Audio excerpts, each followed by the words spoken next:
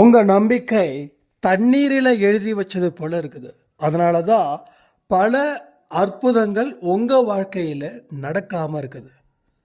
ஆனால் சிலருக்கும் நிறைய அற்புதங்கள் அன்பை சாயில் கேட்ட பதிவுகளை அவங்க அப்படியே வாழ்க்கையில் ஃபாலோ பண்ணும்போது ஜஸ்ட்டு ட்ரை பண்ணி பாருங்கள், முயற்சி எடுங்க. முடிவு அபாரமாக இருக்கும். எந்த இடத்துலையும் நீங்கள் லேக் ஆகவே மாட்டீங்க. எந்த இடத்துலையும் சோர்வு அப்படின்றது இல்லவே இருக்காது. ஏன்னா புது புது அனுபவத்தை அவர் கொடுத்து அதை மெருகேற்றி உங்கள் வாழ்க்கையை வாழ செய்கிறார். உங்கள் கர்மாக்களை பின்னுக்கு தள்ளி உங்களை முன்னுக்கு வச்சு நீங்கள் யார் எப்படிப்பட்டவங்கிறது உறவுகளுக்கு புரிய வைக்கிறார். எத்தனையோ இடத்துல கருவேப்பிலை கொத்தமல்லி மாதிரி இருந்தீங்க, தூக்கி போட்டாங்க. ஆனால் கருவேப்பிலை கொத்தமல்லி எவ்வளவு முக்கியன்றது அவங்களுக்கு தெரியல. அதை நீங்கள் புரிய வைக்கணும்.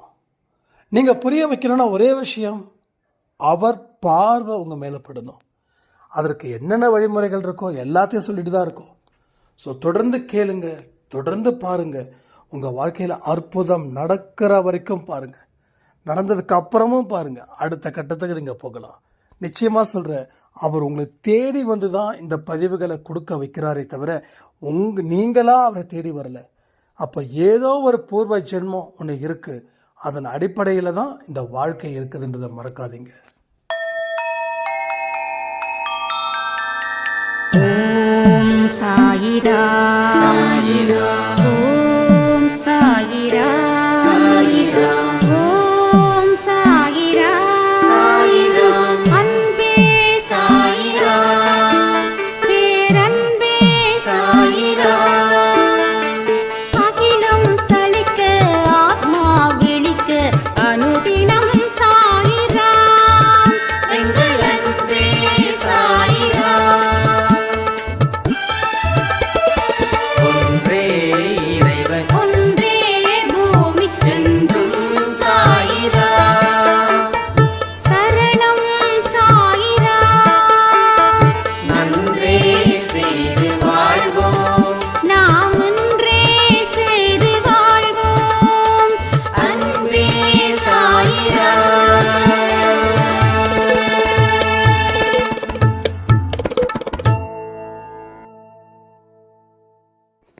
சாயிராம்.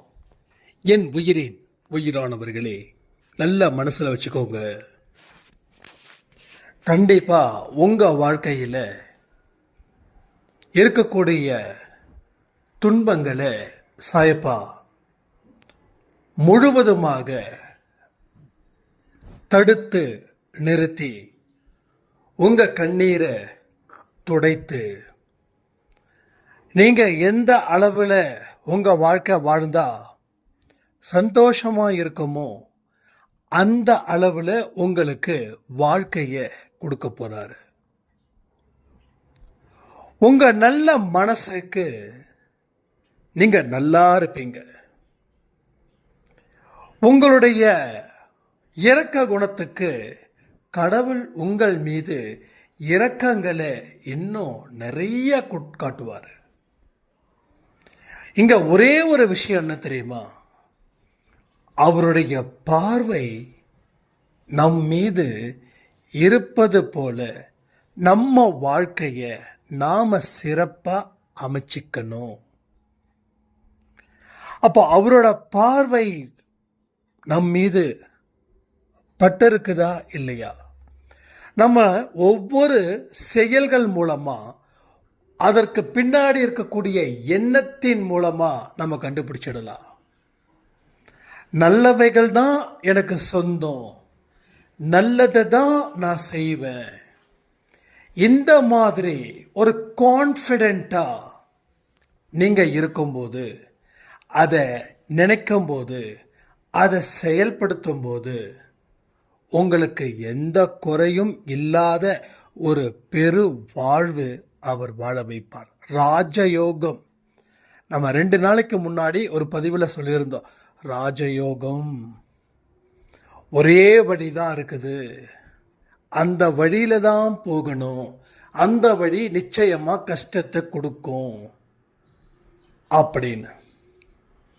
அப்போது ஒரு சாய்ராம் சொன்னாங்க, இது ஒரு 6 மாதத்துக்கு முன்னாடி ஒரு பதிவில் நீங்கள் சொல்லியிருந்தீங்க, அன்னையில் இருந்து இன்னைக்கு வரைக்கும் நான் எந்த பாவத்தையும் செய்யாமல் கடவுள் கொடுத்த அந்த கஷ்டத்தின் வழியில் சென்றேன். ஃபஸ்ட்டு 2 மாதம் ரொம்ப கஷ்டமாக இருந்தது. அடிக்கடி இந்த அண்ணாவுக்கு ஒரு வேலையே இல்லை, சந்தோஷமாக இருக்கிற சந்தோஷத்தையும் வேண்டாம் இந்த வழியில் போங்கன்னு சொல்கிறாரு. சரி போய் தான் பார்ப்போம், கஷ்டத்தை அனுபவிப்போம் அப்படின்னு சொல்லி ஒவ்வொரு நாளும் எப்பெல்லாம் எனக்கு கஷ்டம் இருக்குதோ அப்போல்லாம் நான் அன்பே சாய் பதிவை பழைய பதிவுகளை தொடர்ந்து பார்ப்பேன். அப்போ போகும்போது இவ்வளோதானே கஷ்டம், கொஞ்சம் தாண்டிடலாம், என்ன இட போகுதுன்னு அப்படி தாண்டி தாண்டி தாண்டி இன்னைக்கு நான் சந்தோஷமான மனநிலையில் வாழ்ந்துட்டுருக்கேன். Really super. கஷ்டப்பட்டாதான் சந்தோஷம் கிடைக்கும், கஷ்டப்பட்டாதான் முன்னேற முடியும் அப்படின்னு பெரியவங்க சொல்லுவாங்க. ஆனால் பெரியவங்க முழுசாக சொல்லலை, அதான் பிரச்சனை. ஆனால் இங்கே என்னுடைய தாத்தாக்கள் பாட்டிகள்லாம் நான் அவங்க உயிரோடு இருந்தாங்கன்னா என்ன சொல்லுவாங்களோ அது உங்கள் மூலமாக எனக்கு சொன்னது போல் எனக்கு தோணுச்சுன்னா அப்படின்னாங்க. ஸோ வாழ்க்கை அதை சொல்லும் போதே உடம்பெல்லாம் எனக்கு புல்லரிக்குதுங்க. அதாவது அடுத்தவங்க நமக்கு வாழ்க்கையை அமைச்சு கொடுத்துட்டாங்கன்னா புல்லரிக்காது. நம்ம வாழ்க்கையை நாமளே விழுந்து யாருடைய உதவியும் இல்லாமல் நாமளே எழுந்திருச்சு நடந்து கோட்டையில் போய் உக்காந்தோம் அப்படின்னா புல்லரிக்காமல் என்ன பண்ணும்? ஸோ அது மாதிரி தான் இங்கே அத்தனை நிகழ்வுகளும் இங்கே தொடர்ந்து நடக்குது. அப்போ கஷ்டம் அப்படின்றது இல்லை. நீங்கள் இஷ்டப்பட்ட வாழ்க்கையை வாழணும் அப்படின்னா கஷ்டப்பட்டாதான் அது கிடைக்கும் அப்படின்ற ஒரு விஷயம் இருக்குது. இங்கே பலர் என்ன நினைக்கிறாங்கன்னா, நான் கஷ்டப்பட்டது போதும், யாராவது என் வாழ்க்கையை சரி பண்ணாங்கன்னா நல்லா இருக்குமே அப்படின்னு நாம் நினைக்கிறோம். நிச்சயமாக அது தப்பு இல்லை, அது 100% தப்பே கிடையாது. ஆனால் அப்படி ஒரு வாழ்க்கை யாராவது கொடுத்துட்டாங்கன்னு வச்சுக்கோங்களேன், நீங்களும் வாழ்ந்துட்டீங்கன்னு வச்சுக்கோங்களேன், என்ன தெரியுமா பண்ணுவாங்க? உங்களோட வாரிசுகள் வரைக்கும் அவர்களுக்கு அடிமையாக இருக்கணும்னு நினைப்பாங்க. நீங்கள் மட்டும் இல்லை, உங்கள் வாரிசுகள் கூட. உங்கள் தாத்தா உங்கள் பாட்டி எவ்வளவு கண்ணீர் விட்டாங்க தெரியுமா? எங்கள் தாத்தாவும் எங்கள் பாட்டியும் தான் உங்களுக்கு வாழ்க்கையே கொடுத்தாங்க. உங்கள் தாத்தா பாட்டி சாப்பாட்டுக்கு கூட வழி இல்லாமல் பிச்சை எடுத்தாங்களாம். அப்போ எங்கள் தாத்தா பாட்டி தான் உங்கள் தாத்தா பாட்டிக்கு பிச்சை போட்டாங்களாம் அப்படின்னு இதை அடுத்தடுத்த தலைமுறைக்கு கொண்டு போயிட்டே இருப்பாங்க. நிச்சயமாக அப்படிப்பட்ட நிகழ்வு வந்திருக்காது, சும்மா ஏதோ ஹெல்ப் பண்ணியிருப்பாங்க, வந்திருக்கும், அவ்வளோதான். அப்போது அடுத்தவங்க மூலமாக பெறக்கூடிய உதவி தற்சமயத்துக்கு சந்தோஷத்தை கொடுக்கும், ஆனால் நிரந்தரமாக ஒரு சாபமாக போயிடும். இவன் உதவி பண்ணுனா கூட நான் நல்லா இருந்திருப்பேனேன்ற மாதிரி ஆயிருக்கும். அதனால் கடவுள் செய்யக்கூடிய உதவிகளை விரும்புங்க, அதற்கு தகுந்த மாதிரியான வழியை உருவாக்குங்க. It's very simple. ஒரு 1000 பேர் கடவுளை பார்க்க போகிறாங்கன்னா அதில் 10 பேரோட வருகை தான் கடவுளுக்கு மன மகிழ்ச்சியை அளிக்குது. அந்த 10 பேரும் எப்படிப்பட்டவங்கன்றது கடவுளுக்கு தெரியும். மற்றவங்க ஏதோ பிரச்சனை இருக்குது, கடன் இருக்குது, தீர்க்கணும், போகணும், வரணும், கடவுளை பார்க்கணும், முதல் தரிசனம் எனக்கே வரணும், அது பெரிய புண்ணியம், அது இது அப்படின்னு முரண்டு பிடிக்கக்கூடிய பக்தர்கள் ஜாஸ்தி. பட் அவங்களுக்கு ஒரு நினைப்பு, முதல் தரிசனத்தை பார்த்துட்டா என் வாழ்க்கையில் பாவங்கள் தீர்ந்துடுச்சுன்னு. ஆனால் கடவுள் நினைக்கிறாரு, நீ என்ன முரண்டு பிடிக்கிறது, நான் முரண்டு பிடிக்கிறேன் பாரு, என் குழந்தை என் கண்ணு முன்னாடி வந்து நிற்கிறதுக்கு உண்டான வழிகளை நான் உருவாக்குறேன் பாரு அப்படின்னு. ஸோ எங்கே போனாலும் சாய்பா கோயிலில் அவங்க யார் என்னன்னே தெரியாது, ஏதாவது ஒரு அற்புதம் நடந்துடும், ஏதாவது ஒரு அற்புதம். அப்போது அவருடைய விருப்பம், அவருடைய விருப்பத்தின்படி தான் அந்த அற்புதம் எனக்கு நடக்குது. ஈரோடு சாயப்பா கோயிலில் போகும்போது கூட பழைய பர்சன்ஸ் யாருமே இல்லை, எல்லாமே ஷீரடியிலேருந்து வந்தவங்க தான். அப்போது அவர் நம்ம ஆரத்தி போயிட்டுருக்குது, உட்காடுறோம். இது நான் பெருமைக்காக சொல்கிறேன்னு நினைக்க வேண்டாம். இது அப்படி நான் பெருமை பேசுகிறவன் இல்லை. It's a promise. நான் ப்ராமிஸ் பண்ணால் இங்கே எனக்கு திட்டு மேலே திட்டு விடும். நாங்கள் நம்புவோம், நீங்கள் ஏன் ப்ராமிஸ் பண்ணுறீங்க அப்படின்னு. ஆனால் நிறைய பேர் தன்னுடைய பெருமையை பேசணுன்றதுக்காக என்னென்னமோ வழிகளை ஹேண்டில் பண்ணிக்கிட்டே இருப்பாங்க. பட் அது நமக்கு வராது. பட் உண்மை என்னவோ அது பேசலாம். அப்போது அந்த ஆரத்தி உதி கொடுக்கும்போது பார்த்திங்கன்னா அவர் ஒரு ஒரு ஒரு சின்னதாக ஒரு வணக்கம் சொல்கிறாங்க அந்த உதி கொடுக்குறவங்க. ஸோ இந்த அற்புதம் எப்படி நடந்தது, எங்கே நடந்துச்சு? அப்போ யார் நடத்தி வைக்கப்பட்டதுன்னா அவர். பா, என்னோட இடத்துக்கு நீ வந்துட்ட, உன்னுடைய இடத்துலையே நான் இருக்கேன், என்னுடைய இடத்துக்கு நீ வந்திருக்க அப்படின்னும் போது ஒன்றும் இல்லை. நம்ம அப்பா அம்மாலாம் நம்ம வாழ்ந்துட்டுருப்போம் இல்லையா? அப்போ ஒரு ஊரில் இருப்பாங்க, நம்ம வீட்டுக்கு வருவாங்க, நம்ம நல்லா சூப்பராக ஒரு தெய்வத்துக்கு சேவை செய்கிற மாதிரி நம்ம அப்பா அம்மாவுக்கு சேவை செய்வோம். அதுக்கப்புறம் அவங்க வீட்டுக்கு போவாங்க, அவங்க ஊருக்கு போகிறாங்கன்னு வச்சுக்கோங்க. நம்ம ஒரு 1 வீக் கழிச்சு 2 வீக்ஸ் கழிச்சு போகும்போது நமக்கு அவ்வளோ பெரிய மரியாதை கிடைக்கும். இல்லை, நான் அம்மாகிட்ட சொல்லுவேம்மா, ஏம்மா இங்கே தானம்மா இருந்தேன், என்னம்மா? இல்லை, நீ உட்காரு. அது அவ்வளோ சந்தோஷம். நீ இருக்கிற இடத்துல நான் வந்தேன், இப்போ நான் இருக்கிற இடத்துல நீ வந்திருக்கிறேன்னா அவ்வளோ மன மகிழ்ச்சி, அவ்வளோ ஒரு ஹாப்பினஸ். அது 2 நாள் கழித்து திரும்பி வரும்போது ரொம்ப கஷ்டமாக இருக்கும். ஒரு 10 நாள் தான் அம்மா அப்பா விட்டு பிரிஞ்சிருக்கேன்னு வச்சுக்கோங்க, அது வேறு விஷயம். பட் அங்கே போகும்போது அவங்களுக்கும் ஏதோ பல வருஷமாக பிரிஞ்ச மாதிரியும் நமக்கு ஒரு பல வருஷமாக பிரிஞ்ச மாதிரியும், அவங்க வசிக்கிற இடத்துல நாம் போய் நிற்கும்போது அவங்களுக்கு அவ்வளோ ஒரு ஆனந்தமும் அவ்வளோ ஒரு பெருமையாகவும் அவ்வளோ ஒரு மன மகிழ்ச்சியாகவும் இருக்கும். அதே போல தான் இங்கேயும் நீங்கள் சாய்ப்பாவை நம்ம வீட்டுக்குள்ளே, அதாவது உங்கள் வீட்டுக்குள்ளே நல்லா வச்சு பாதுகாப்பாக வச்சுப்பீங்க. சாப்பாடெல்லாம் கொடுப்பீங்க, தண்ணி கொடுப்பீங்க, டீ குடிப்பீங்க, காஃபி குடிப்பீங்க, பிஸ்கட் குடிப்பீங்க, அடிக்கடி சண்டை போடுவீங்க. ஆனால் நீங்கள் அவரோட கோயிலுக்கு போனீங்கன்னு வச்சுக்கோங்களேன், ஒரு மனசில் ஒரு இனம் புரியாத ஒரு உணர்ச்சி இருக்கும். இருக்குதா இல்லையா? அது சில பேருக்கு தெரியல, அதுக்கு தான் நான் வரேன். ஒரு இனம் புரியாத ஒரு மகிழ்ச்சி, ஒரு ஹாப்பினஸ், ஒரு அது சொல்ல முடியாத வார்த்தை. அது ஏன் கிடைக்குதுன்னு தெரியுமா உங்களுக்கு? எதுக்கு கிடைக்குதுன்னு தெரியுமா? இத்தனை நாள் உன் வீட்டில் இருந்தையா, இப்போ நீ என் வீட்டுக்கு வந்திருக்கேன்னு சொல்லி அவர் சொல்கிறாரு. நம்ம அம்மா அப்பா எப்படி நம்மளை ரிசீவ் பண்ணுவாங்களோ அது போல் உங்களுக்கு அந்த மகிழ்ச்சியை, அவருடைய மகிழ்ச்சியோட பிரதிபலிப்பு தான் நீங்கள் மகிழ்ச்சியாக இருக்கிறது, ஆனந்தமாக இருக்கிறது அந்த இடத்துல. அப்போ உங்கள் கூடவே போகிறாரு, உங்கள் கூடவே வர்றாரு. அவருடைய இடத்துல நீங்கள் இருக்கீங்க, உங்கள் இடத்துல அவர் இருக்கிறாரு. இப்போ உங்கள் இடத்துல தான் அவர் 365 நாளில் 300 நாள் இருக்கார். 65 நாள் நீங்கள் அவர் இடத்துக்கு போகிறீங்க. அது 65 நாளில் தான் அதை கோயிலுக்கு போகிற டேஸை சொல்கிறேன். சில பேர் தினமும் போகிறீங்க, சந்தோஷம், அது நான் இதை சொல்லலை. பட் அந்த ஹாப்பினஸ் புரியுதா உங்களுக்கு? அப்போது அவர் மனசு வைக்கும்போது தான் நமக்கு அந்த சந்தோஷம் அங்கே கிடைக்குது.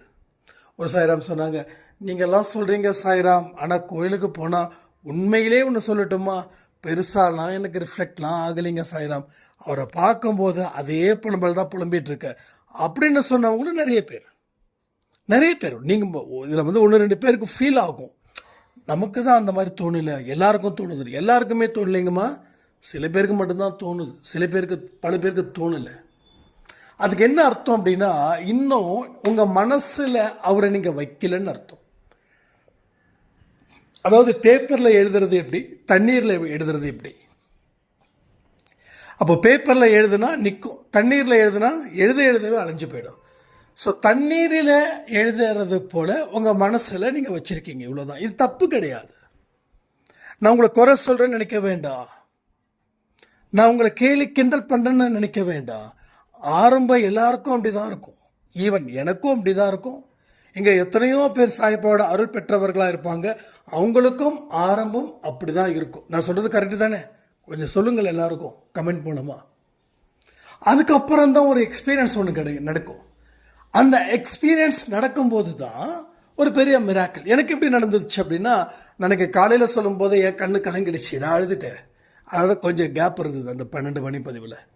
ஸோ சாப்பாட்டுக்கு வழி இல்லாமல் சுட சுட சாப்பாடு. விஷ்ணு கூட அந்த ஒரு 2 நிமிஷம் பேசியிருப்பார், சுட சுட முருங்கைக்காய் சாம்பார் அப்படின்னு. எஸ், பசியில் இருக்கிறவனுக்கு சூடாக ருசியாக சாப்பாடு போடும்போது தான் அவரை பற்றி நான் தெரிஞ்சுக்கிட்டேன். அன்னைக்கு அதுதான் என்னுடைய லைஃப்பில் இருக்கக்கூடிய பிக்கஸ்ட் டேர்னிங் பாயிண்ட். ஒரு பசியை கொடுத்து அதுக்கப்புறம் சாப்பாடு கொடுக்கும்போது இன்னைக்கு வரைக்கும் அந்த சாப்பிட்ட டேஸ்ட் மறக்கவே முடியாது. ஒரு உப்புமா, சாம்பார் சோறு, தக்காளி சோறு, அப்புறம் சர்க்கரை பொங்கல், இது எல்லாமே அது ஒரு டிஃப்ரெண்ட்டான எக்ஸ்பீரியன்ஸ்ட். பட் அந்த எக்ஸ்பீரியன்ஸ் தான் நீங்கள் அன்பே சாய் குடும்பத்துக்குள்ளே இத்தனை பதிவுகளை நான் கொடுத்துட்ருக்கேன். அந்த ஒரே ஒரு சோறு, உப்பிட்ட மண்ணை மறக்க மாட்டேன்னு சொல்லி தலைவர் பாடுற மாதிரி, அவரோட கோயிலில் சாப்பிட்டதை நான் மறக்கக்கூடாது. நான் நன்றி உள்ளவனாக இருக்கணும். அதனால் என்னுடைய உடலில் உயிர் இருக்கிற வரைக்கும் அன்பே சாயில் என்னுடைய குரல் ஒலிக்கும். இதுக்கு மேலே எனக்கு சொல்ல தெரியலைங்க. ஸோ சொல்ல வர வார்த்தை ஒன்று தான். அவர் நம்மீது இறக்கப்படுவது போல், நம்மை பார்ப்பது போல் நீங்கள் ஏதாவது பண்ணுங்க. ஏதாவது பண்ணால் தானே இந்த உலகம் திரும்பி பார்க்குது. உங்கள் சொந்தத்தில் எதுவுமே பண்ணலைன்னும் போது உங்கள் சொந்தக்காரங்க யாரும் உங்கள் முகத்தை பார்க்கறதுக்கு கூட கேவலன்னு நினைக்கிறாங்கல்ல. அப்போ ஏதாவது ஒன்று பண்ணிட்டா அதை உடச்சி எறியலாம்ல. அது மாதிரி ஏதாவது ஒன்று உங்களுடைய திறமைக்கு ஏற்றது போல் ஒன்றே ஒன்று போட்டுருங்க, ஒன்றே ஒன்று செஞ்சுருங்க, ஒன்றே ஒன்று நினச்சிருங்க. அது உங்கள் வாழ்க்கைக்கு ஒரு மிகப்பெரிய அனுபவத்தை கொடுக்கும். அங்கே இருந்து உங்கள் பயணம் இன்னும் வேகமாக ஆரம்பமாகும். ஸோ என்னைக்கு அவரை புரிஞ்சுக்கிட்டோமோ, என்னைக்கு அவரை பற்றி நன்றாக தெரிந்து கொண்டோமோ, அன்னைக்கு எல்லாமும் மாறும், எல்லாமும் கூடும். கூடாததும் கூடும், மாறாததும் மாறும். அந்த எக்ஸ்பீரியன்ஸை நீங்கள் வரணும்னா கொஞ்சம் கடினமான பயிற்சிகளை எல்லாத்தையும் நீங்கள் ஹேண்டில் பண்ணி தான் ஆகணும். விடிய காலையில் எழுந்திருக்கிறதா இருக்கட்டும், இரவு தூங்குவதாக இருக்கட்டும், இல்லை இன்னும் என்னென்ன வேலைகள் எல்லாம் செய்கிறதா இருக்கட்டும், எல்லாத்தையும் நீங்கள் சிறப்பாக செஞ்சு பாருங்கள். ஃபஸ்ட்டு கஷ்டப்பட்டு தான் ஆகணும். கஷ்டப்பட்டால் தான் இந்த இடத்துக்கு வர முடியும், இல்லைன்னா ரொம்ப கஷ்டம். அதாவது ஒரு கோயிலில் இருக்கக்கூடிய அர்ச்சனை பண்ணப்பட்ட விபூதியாக வைக்கிறதாலே மட்டும் லாபம் இல்லை. நிறைய பேர் சொல்லுவாங்க. என்கிட்ட வந்து இப்போ ரீசண்டாக ஒரு சாரம் சொன்னாங்க, திருப்பதியில் இருந்து மாதம் எங்களுக்கு அந்த அர்ச்சனை பண்ணதெல்லாம் வரும், நாங்கள் மாதம் வர மாதிரி நாங்கள் வருஷத்துக்கு ஒரு தடவை சந்தா செலுத்துவோம், அப்போ கூட எங்களுக்கு பிரச்சனை தீரலைன்றாங்க. அப்போ நம்ம மைண்டு எப்படி இருக்குது பாருங்களேன். நம்ம மைண்டுக்குள்ளே யார் இதெல்லாம் புகுத்துனான்னு தெரியல. விபூதி வச்சா ப்ராப்ளம் சால்வ் ஆகிடுமா? மாதம் திருப்பதியில் இருந்து அப்படி பார்த்தா எனக்கு மாதம் திருப்பதி லட்டு வருது, எனக்கு மாதம் பழனிமலையிலேருந்து பஞ்சாமிரதம் வருது. பட் இதெல்லாம் வந்து என் வாழ்க்கையை மாற்றிடுமா? நிச்சயமாக இல்லை. அப்போது மாதம் எந்த பைசாவும் கொடுக்காம தானாக வருது பாருங்கள், அது கடவுளுடைய விருப்பம். அப்போது அதற்கு தகுந்த மாதிரி நம்ம மனநிலை இருக்கிறதால ஒன்றும் இல்லை. ரீசண்டாக வந்து சிஸ்டர் ஃபாரின்லேருந்து வந்திருந்தாங்க. அடாடா என்னடா இது, நான் வச்சுக்கிட்ட சொன்னேன். அப்பப்போ நமக்கு வந்து இந்த பஞ்சாமிரதம் வரும், திருப்பதி லட்டு வரும், இல்லை சில சாரம் வந்து திருநெல்வேலியில் இருக்கக்கூடிய ஒரு அந்த இருட்டுக்கடை அல்வா அது வாங்கி அனுப்புவான். எதுவுமே இல்லையாடா சிஸ்டர் வந்ததுக்கப்புறம் அப்படின்னு நான் உண்மையிலே ஃபீல் பண்ணேன். அதாவது ரொம்ப ஃபீல்னால் கண்ணீர்லாம் விட்டுலாம் இல்லை, ஜஸ்ட் லைக் இது எல்லாமே நம்ம ஃப்ரீயாக எடுத்துக்கக்கூடியது தானே. உடனே சாய்ப்பா நீ ஃபீல் பண்ணுறியா? அது இருடா வரேன் இருடா, உனக்கு எங்கேயாவது அந்த அந்த பஞ்சாமிரதத்தை வாங்கி உன் கையில் திணிக்கிறதா இல்லையான்னு பாடுறா அப்படின்னு கங்கனம் கட்டிக்கிட்டு விஷ்ணு சாய்ராம் ஈரோடு ரயில்வே ஸ்டேஷனுக்கு ஆப்போசிட்டில் சரவணபவன் ஹோட்டல் இருக்குது. அந்த ஹோட்டலில் போயிட்டு நான் சொல்லியிருக்கேன், இருந்தாலும் சொல்கிறேன், கடவுள் நம்ம மேலே எவ்வளோ அன்பு வச்சுருக்காரு பாருங்களேன். ஸோ சத்தியமாக சொல்கிறேன், அதெல்லாம் சாய்பாவை பற்றி அதெல்லாம் சொல்லவே முடியாது. 1000 லட்சம் கோடி வருஷங்கள் பேசினா கூட அந்த மனுஷனை பற்றி சொல்லிக்கிட்டே இருக்கலாம். அப்போ இது சும்மா விளையாட்டுக்கு சொன்னது, நம்ம எதையுமே சீரியஸாக எடுத்துக்கல. என்னடா ஒன்றுமே வரல, பஞ்சாமிரதம் பழனி பஞ்சாமிரதம் வரலையேடா, இருந்திருந்தால் கொடுத்துருக்கலாமேடா அப்படின்னு. அப்போ இது பண்ணும்போது ஒரு சாய்ராம் தம்பி நீங்கள் விஷ்ணு தானே அப்படின்னா, அப்போ இவர் ஆமாம் சாய்ராம், நீங்கள் சாய்ராம், நான் அன்பே சாயில் ஆடியோ கேட்டுட்ருக்கிறேன்ப்பா, பொண்ணுக்கு மேரேஜ் நாங்கள் நீங்கள் கூட பிரார்த்தனை கூட பண்ணீங்க, அது கிட்டத்தட்ட நெருங்கி வந்துடுச்சு, உங்களை பார்த்ததில் ரொம்ப சந்தோஷம், பக்கத்தில் தான்ப்பா வீடு இருக்குது, வரியாப்பா அப்படின்னு. அம்மா இல்லைம்மா, இல்லை தம்பி நீங்கள் வாங்க தம்பின உடனே இவர் நேராக அவங்க வீட்டுக்கு போன உடனே இதுதான் என் பொண்ணு, இதுதான் என் வீடுன்னு சொல்லி ஒரு இன்ட்ரோ கொடுத்து என்ன தெரியுமா பண்ணாங்க, இந்த பஞ்சாமிர்தத்தையும் இந்த பெருமாளுடைய சின்ன சிலை அதுவும் எப்படி கொடுக்கறதுன்னு தெரியல, உங்கள் வீட்டு அட்ரஸ் வேற எனக்கு தெரியல, இன்னும் 2 நாளில் இது எக்ஸ்பைரி டேட் ஆக போகுது, எப்படா கொடுக்குறது உட்காந்துட்டு இருந்தேன்,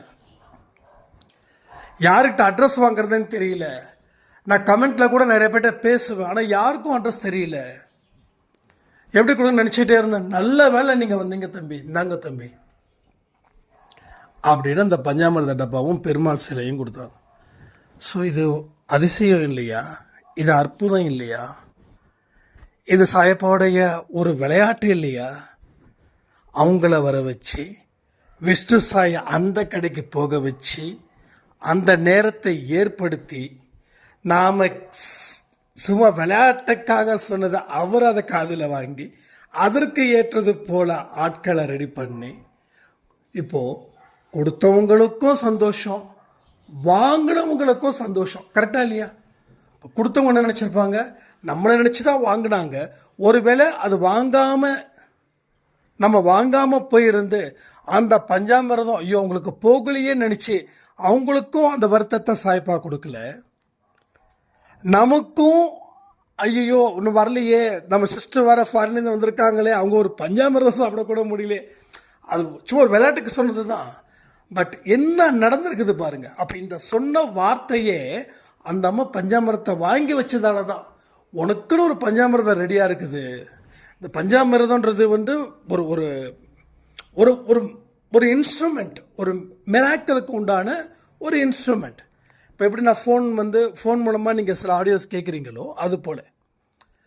அப்போ என்ன நடக்குது, அவங்க வாங்கி வச்சதோடைய ஒரு விஷயத்தை நமக்கு சொல்கிறாரு, இந்த மாதம் உனக்கு பஞ்சாமிரதமே வரல இல்லைன்னு. ஆமாம் வரல அப்படின்னு நம்ம. அப்போது கேள்வியும் அவரே, பதிலும் அவரே, எல்லாமும் அவரே, எதிலும் அவரே. இது எல்லாம் பெரிய மிராக்கிள் பொறுத்த வரைக்கும்.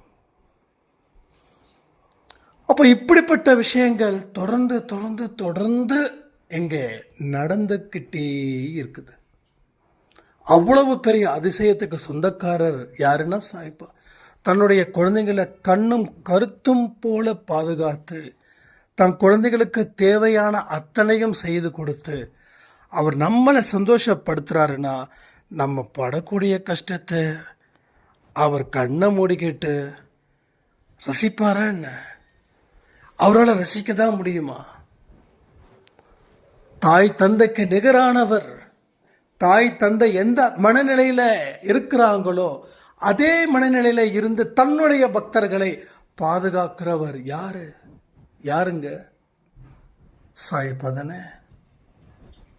அப்போ நீங்க சும்மா தண்ணியில் எழுதுனா போதுமா? எங்க எழுதணும்? மனசுல எழுதணும். கல்வெட்டில் எழுதுனது போல ஸ்ட்ராங்கா எழுதணும். சாயே நீயே துணை, என் தெய்வமே உன்னை விட்டு யார் எனக்கு இருக்கா? நடத்தியதும் நடந்து கொண்டு இருப்பதும் நடப்பதும் முன்னாலே. இதை சொல்ல முடியுமா உங்களால்?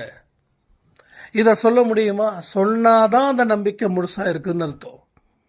இப்போ நடந்தவை எஸ் அவரால் தான். அப்படி ஒரு ட்விஸ்ட்டை கொடுத்து இப்படி ஹீரோ மாதிரி வந்திருக்காரு. யோசிச்சு பாருங்களேன், 10 வருஷத்துக்கு முன்னாடி நீங்கள் எப்படி இருந்தீங்க? சந்தோஷமாக இருந்தீங்களா? அப்போ ஒரு ட்விஸ்ட்டு வந்ததா? வந்ததுக்கப்புறம் அந்த சந்தோஷம் போச்சா? மறுபடியும் இப்போ ஒரு ட்விஸ்டிங் நடந்துட்டுருக்குதா? 2026 வந்துருச்சா? எவ்வளோ பெரிய மாற்றங்கள் இந்த வருஷம் உங்களுக்கு ஏற்பட போகுது தெரியுமா? தெரியும்னா தெரியும்னு சொல்லுங்கள். இல்லைப்பா நம்பிக்கை இல்லைனாலும் சொல்லுங்கள். உங்களை இன்னும் பக்காவாக ட்ரைனிங்கில் கொடுக்கலாம், பயிற்சிகள் கொடுக்கலாம். இன்னும் எத்தனை ஆடியோ கொடுக்கணும்னு சொல்லுங்கள், எந்தெந்த மணி நேரத்துக்கு கொடுக்கணும்னு சொல்லுங்கள், நான் கொடுக்குறேன். நான் தான் சொல்கிறேனே, என் உடல் இருக்கிற வரைக்கும் என் குரலுக்கு எந்த பிரச்சனையும் வராது. அது ஒலித்து கொண்டே தான் இருக்கும். இது வரைக்கும் சொல்ல எத்தனை வீடியோஸ்ன்னு எனக்கு தெரியாது, எத்தனை அதெல்லாம் கவுண்டிங்கே கிடையாது. ஏன்னா அவர் கொடுக்கறது அதை போய் எப்படி கவுண்ட் பண்ண முடியும்? ஸோ ஒரே விஷயந்தான், இங்கே எல்லா விஷயத்தையும் செயல்படுத்துவது யார் என்றால் அவர் ஒருவரே. அவர் ஒருவரை தவிர வேறு ஒருவரும் இல்லை. இன்னைக்கு 12 மணிக்கு ஒரு பதிவில் சொல்லிட்டேன், எல்லாரும் என்னை வேற லெவலுக்கு திட்டுறது ரெடியாக இருக்கீங்கன்னு நினைக்கிறேன். நீங்கள் தூங்கும்போதும் சொல்லுங்கள், நாங்களும் தூங்குகிறோம். பாருங்க, வேலை, சில ப்ராஜெக்டு, இதெல்லாம் அந்தந்த டைமில் நடக்கிறது போல தான் எனக்கு நைட்லேயும் நான் சில சாஃப்ட்வேர்ஸு அப்டேஷன்ஸு இதெல்லாம் நான் செய்யணும். இதை நான் செய்யலைன்னா எனக்கு துட்டே கிடையாது.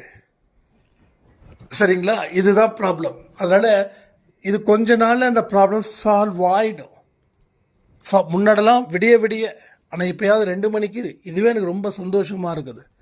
நான் சரி பண்ணிக்கிறேன். அதே மாதிரி ரங்கநாயகி அம்மா சொன்னாங்க, காலையில் இப்படி குடிங்க, பழைய சோறை குடிங்க, பழைய அது நீங்கள் சொன்னீங்க. ஆனால் எனக்கு காலையிலேயே சாய்ப்பா என்னை குடிக்க வச்சுட்டாருமா. பழைய சாப்பாடில் நைட்டு ஊற வச்சு, சாதத்தை ஊற வச்சு இன்றைக்கி காலையில் குடித்தது, இன்றைக்கி ஆயில் பாய் எடுத்தது, ஆயில் புல்லிங் பண்ணுது, பாதத்தில் நல்ல எண்ணெய் தேய்ச்சது, எல்லாமே ஓப்பனாக சொல்கிறேன். இன்றைக்கி ஐ பெட்டர் ஃபீல், நல்ல ஃபீல் ஆகுது, சூப்பராக இருக்குது. ஸோ இன்னும் கொஞ்ச நாள் சரியாயிடும். தயவு செய்து சொல்கிறேன், புரிஞ்சுக்கோங்க. நான் நல்லா இருக்கணும்னு எனக்கு நிறைய ஆசை இருக்குது. ஏன்னா நான் நல்லா இருந்தால் தான் இன்னும் நிறைய விஷயங்களை உங்களுக்கு சொல்ல முடியும். அதனால் என்னுடைய ஹெல்த்தை இப்போ வரைக்கும் சொல்கிறேன். என் உடம்புல ஒரு சின்ன கீறல் பட்டால் கூட அது படக்கூடாதுன்னு நினைக்கிறவ, பட்டால் கூட அது சரி பண்ணணும்னு நினைக்கிறவ.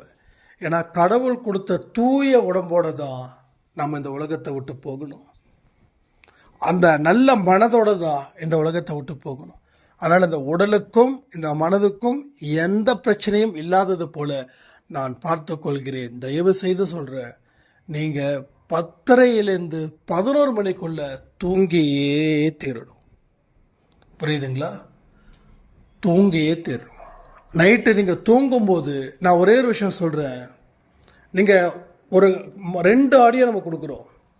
ஒரு ஆடியோ உங்களால் கேட்க முடியும் விழிப்புணர்வோடு, இன்னொரு ஆடியோவை தூங்குகிற நேரத்தில் கேளுங்க. நீங்கள் உங்களுடைய ஆன்மாவுக்கு அந்த பதிவு போய் சேரும். ஏன்னா ரெஸ்ட்டில் இருக்கும்போது கேட்கும்போது இன்னும் எனர்ஜெட்டிக்காக இருக்கும். நீங்கள் நினைக்கலாம், அப்போ தூங்கிட்டோன்னா எப்படி கேட்குறது? அது தூக்கத்துலேயும் ஒரு விழிப்புணர்வு நிலை இருக்கும். யார் சொன்னார் நம்ம தூங்கிட்டோன்னு? நம்ம கனவு எந்த அளவுக்கு போகுது தெரியுங்களா? நேற்று கூட என்னென்னமோ கனவு, நம்ம வீட்டுக்கு யாராரோ வந்த மாதிரி கனவு. ஒரு சின்ன ரெக்வெஸ்ட், அது நான் சொல்லிடுறேன். தயவு செய்து நான் வீட்டில் இருக்கிறேன்னா இல்லையான்னு தெரிஞ்சுக்காமல் வராதிங்க. ரொம்ப கஷ்டமாக இருக்குது, ரொம்ப கஷ்டமாக இருக்குது. ஸோ இந்த நியூ இயர் கூட நான் பார்த்தீங்கன்னா 2-3 மணி வரைக்கும் தான் நான் வீட்டில் இருந்தேன். அதுக்கப்புறம் நான் வெளியில் போயிட்டேன். நான் 8:30 9 10 10:30 தான் நான் வந்தேன் நான். பட் அந்த டைமும் நம்ம வீட்டுக்கு வந்திருக்காங்க. நான் உங்களை வரக்கூடாதுன்னு சொல்லலை, ஆனால் நான் இருக்கிறேன்னான்னு தெரிஞ்சுக்கிட்டு வாங்க. அது எனக்கு ரொம்ப கஷ்டத்தை கொடுக்குது, ரொம்ப கஷ்டத்தை கொடுக்குது. நான் நிறைய பேர் வந்தாங்க, பட் நேம் சொன்னால் அது ஃபீல் ஆகும்னு சொல்லி நான் சொல்ல வரல. நான் இருக்கிறேன்னா இல்லையான்னு தெரிஞ்சிக்காமல் தயவு செய்து வராதிங்க. இதை நான் எதுக்கு சொல்கிறேன்னா, என்னோடய ஒர்க் ஷெட்யூல் அது மாதிரி. ஒருவேளை நம்ம அன்பேசாய் கோயில் ட்ரஸ்ட்டு நான் இங்கே தான் இருப்பேன் அப்படின்னா அது பிரச்சனையே கிடையாது. நான் எங்கே இருந்தாலும் அங்கே வந்துடுவேன். ஆனால் என்னால் கமிட்மெண்ட் கொடுக்க முடியல. நான் எப்போ ஃப்ரீயாக இருப்பேன்னு என்னால் கமிட்மெண்ட் கொடுக்க முடியல. இதை வந்து ஒரு பெருமைக்காக நான் சொல்லலை, மிகுந்த வருத்தத்தோடு சொல்கிறேன். ஏன்னா நீங்கள் வந்துட்டு நான் இல்லைன்னா நீங்கள் அவ்வளோ தூரம் ட்ராவல் பண்ணும்போது திருப்பி போகும்போது உங்கள் மனநிலை எப்படி இருக்குன்றது எனக்கு தெரியும், நல்லாவே தெரியும். ஒரு சின்ன கஷ்டத்தை கூட நம்ம அன்பேசாய் குடும்பத்துக்கு என்னால் கொடுக்கக்கூடாதுன்னு நான் நினைக்கிறேன். அதனால் அது கொஞ்சம் இது பண்ணிக்கோங்க. ஸோ யார் யாரெல்லாம் வீட்டுக்கு வந்தீங்களோ அத்தனை பேருக்கும் நான் மனப்பூர்வமாக மன்னிப்பு கேட்குறேன். ஏன்னா நீங்கள் வரீங்கன்னு எனக்கு தெரியாது. முதல்ல என்னுடைய ஷெட்யூலே எனக்கு எப்படின்னு தெரியாது. நான் மோஸ்ட்லி வந்து 2 நாளைக்கு ஒரு தடவை 3 நாளைக்கு ஒரு தடவை தான் நான் வீட்டுக்கே போகிறேன். நான் அது வரைக்கும் நான் வந்து கம்ப்ளீட்டாக இதிலே இருக்கேன். நான் பாலக்காடு அண்டு சேலம் இப்படியே நான் என்னோடய ஒர்க் பேஸில் இருக்குது. மோஸ்ட்லி நைட்டு ட்ராவலிங்காகவே போயிடுது எனக்கு. அது கொஞ்சம் தயவுசெய்து புரிஞ்சுக்கோங்க, கொஞ்சம் கோஆப்ரேட் பண்ணுங்கள். நம்ம நிச்சயமாக சொல்கிறேன், கோயில் கட்டுவோம், நாங்கள் உட்காருவேன், நம்ம கண்டிப்பாக வந்து எல்லாரும் சேர்ந்து சாய்பா வந்து தரிசிக்கலாம், ஆரத்தி எடுக்கலாம், சச்சிதம் படிக்கலாம். என்ன வேணும் நமக்கு சொல்லுங்கள்? எவ்வளோ சந்தோஷமாக இருக்கலாம் தெரியுமா இந்த ஃப்யூச்சரில். பட் யாரும் தயவு செய்து இது பண்ண வேண்டாம். உங்களுக்கு எந்த சந்தேகமாக இருந்தாலும் எனக்கு வந்து ஆடியோ கொடுங்க, நான் உங்களுக்கு நிச்சயமாக ரிப்ளை பண்ணுறேன். ஸோ திரும்பவும் சொல்கிறேன், வாழ்க்கையில் கடவுள் நம்மளை காப்பாற்ற வந்திருக்காரு நம்ம சாயப்பா. அவருடைய விருப்பத்திற்காக நம்ம வாழ்க்கையை மாற்றி அமைத்து நாம் சிறப்பான ஒரு வாழ்க்கையை வெளிப்படுத்தணும். நீங்கள் வெளிப்படுத்துவீர்களா? கமெண்ட் பண்ணுங்கள். ஸோ வேறு யாருக்காவது டிஷர்ட்ஸ் வந்து வேணும் அப்படின்னா கேஷ் வந்து 500 rupees. என்னடா எடுத்த உடனே கேஷ் அப்படின்னு சொல்லி இது பண்ண வேண்டாம். ஸோ 500 ரூபா கொடுங்க, 500 ரூபா வந்து கூகுள் பே பண்ணுங்கள். அண்டு உங்கள் அட்ரஸ், கம்ப்ளீட் அட்ரஸ் கொஞ்சம் கொடுங்க, நான் வந்து சென்ட் பண்ணிடுறேன். ஒருவேளை எனக்கு காசு இல்லைன்னா நம்ம எதுவாக கொடுக்குறோம் அப்படின்னாலும் பிரச்சனை கிடையாது. இது நம்ம குடும்பம் தான். ஸோ டெஃபினட்டாக நீங்கள் பண்ணுங்கள், எனக்கு எந்த பிரச்சனையும் கிடையாது. ஏன்னா இது காசுக்காக எதுவுமே நம்ம பண்ணலை. உங்களுக்கு அன்பேசாய் டிஷர்ட் வேணும் ஆனால் கையில் காசு இல்லைன்னு யாரும் ஃபீல் பண்ண வேண்டாம். அட்ரஸ் மட்டும் கம்ப்ளீட் அட்ரஸ் வந்து இது பண்ணுங்கள், நான் வந்து உங்களுக்கு கொரியர் பண்ணுறேன். 1 வீக் ஆகும் உங்களுக்கு ரீச் ஆகிறதுக்கு. ஏன்னா ஒரு 10-15 சேர்ந்தால் தான் நம்ம கொரியர் வந்து புக் பண்ணுவோம். ஸோ டிஷர்ட்ஸ் வந்து அவைலபிள் இருக்குது. ஸோ ஐ திங்க் ஒரு 100 டிஷர்ட் 120 டிஷர்ட் தான் இருக்குதுன்னு நினைக்கிறேன். தேவைப்படுறவங்க வாங்கிக்கலான்னு சொல்லி இந்த பதிவை நான் முடிக்கிறேன். ஜெய் சாய்ராம்.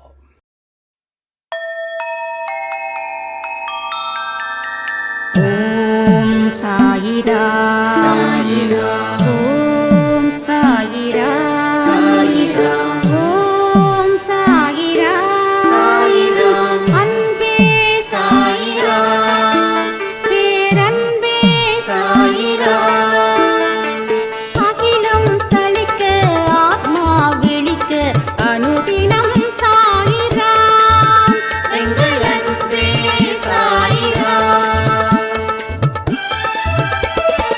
ஒன்றே இறைவன் ஒன்றே பூமிக்கென்றும் சாயிரா சரணம் சாயிரா நன்றே செய்து வாழ்வோம் நாம் ஒன்றே செய்து வாழ்வோம் அன்பே சாயிரா